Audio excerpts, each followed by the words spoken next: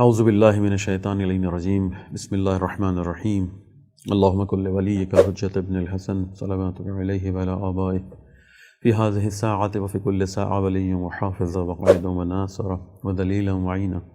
حتی تسکنہ ارضک طوعا وتمتعہ فیہ الطویل برحمتک یا ارحم الراحمین۔ بسم اللہ الرحمن الرحیم۔ ہمارا جو موضوع چل رہا ہے کہ ہم انشاءاللہ کوشش کر رہے ہیں کہ کسی طرح سے اس قرآن کا جو مہینہ کہلاتا ہے، قرآن کی بہار کا جو یہ مہینہ ماہ رمضان ہے، اس میں زیادہ سے زیادہ قرآن سے استفادہ کریں، اور آپ لوگوں کو 10 منٹ سے زیادہ کوشش کر رہے ہیں کہ 10 منٹ سے زیادہ کی زحمت نہ ہو، اور انشاءاللہ روزانہ یہ 10 منٹ کا یہ پروگرام جو ہے آپ تک پہنچ سکے، اور ہم کچھ حد تک اس قرآن کا حق ادا کر سکیں اور دشمن کو اس نگاہ قرآن آپ کے سامنے پیش کر سکیں۔ تو گزشتہ درسوں میں گزشتہ جو گفتگو رہی ہے اس میں چند آیات سے استفادہ کیا تھا، اور بات کو ہم نے یہاں تک پہنچایا تھا کہ ان کے جو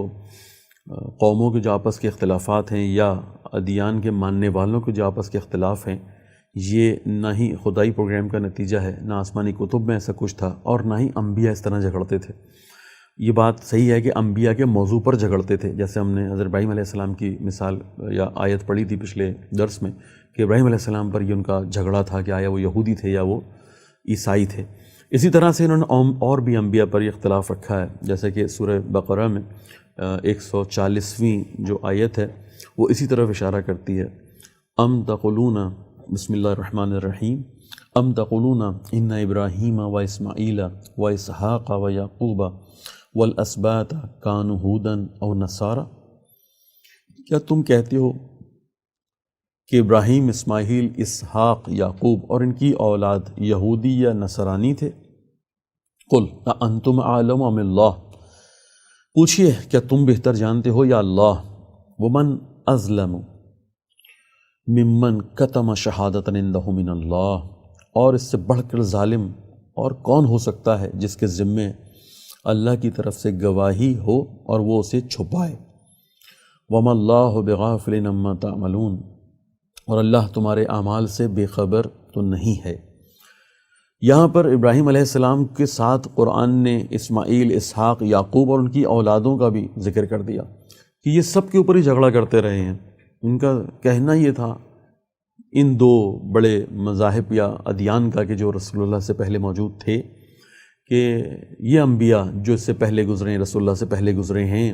آیا وہ یہودی تھے یا وہ عیسائی تھے؟ یہ جھگڑا، اور اس جھگڑے کی بنیاد پر یہ اتنا بڑھ جاتا تھا کہ خونریز جنگیں ہوا کرتی تھیں، خونی جنگیں ہوا کرتی تھیں۔ اور کیونکہ ان کو ان کی کتب سے یہ بات معلوم تھی، جو آسمانی کتابیں ان کے پاس اگر کسی جگہ پر کچھ حد تک محفوظ بھی رہ گئی تھی، کہ جیسے جب قرآن ان کی طرف اشارہ کرتا ہے، تورات اور انجیل کی طرف،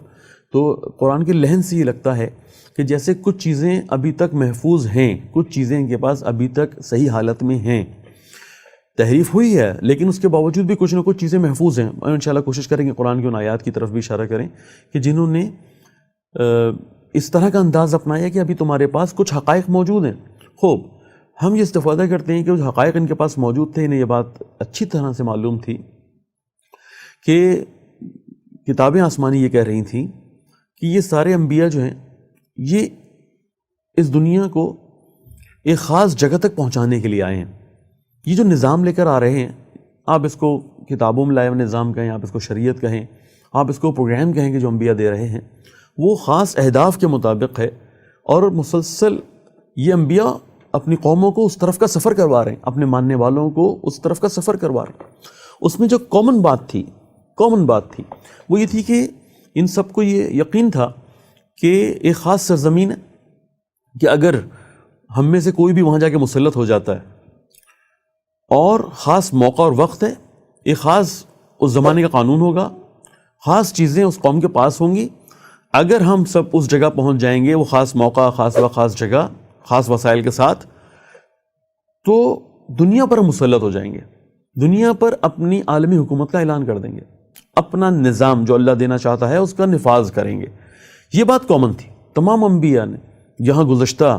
انبیاء کی انہیں خوشخبری دی تھی،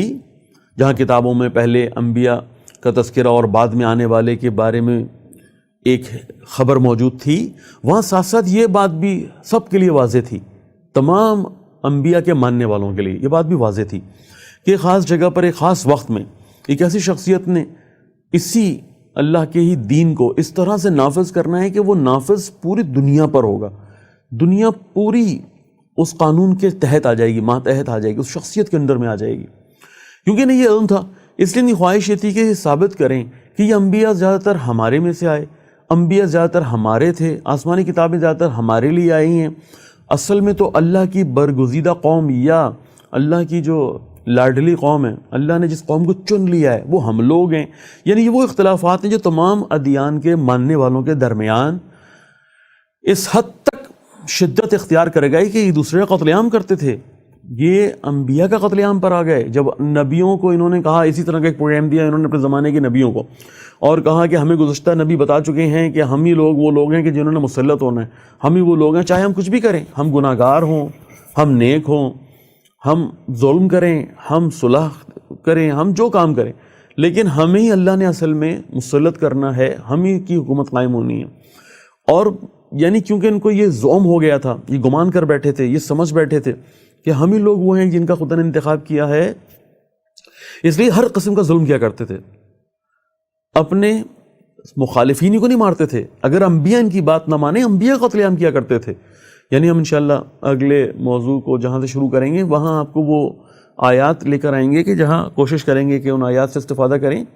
ڈائریکٹ قرآن ہی آپ کو بتائیں، قرآن کا ہی ترجمہ آپ کو دیں، اپنی وضاحت و تشریح کم سے کم رکھیں کہ قرآن یہ کہہ رہا ہے کہ تم نے تو پھر تعریفیں کر کر کے اس مقام پہ پہنچ گیا کہ تم تو اپنے زمانے میں انبیاء کا قتل عام کرتے ہو، تم تو باقاعدہ انبیاء کو قتل کرتے ہو،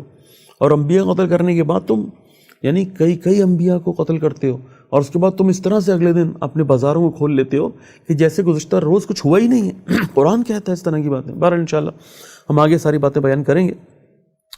کہ ان لوگوں نے اس دنیا پر مسلط ہونے کے لیے، اپنی طاقت کو بڑھانے کے لیے، اپنے تسلط کو بڑھانے کے لیے وہ ظلم کا بازار گرم کر رکھا تھا،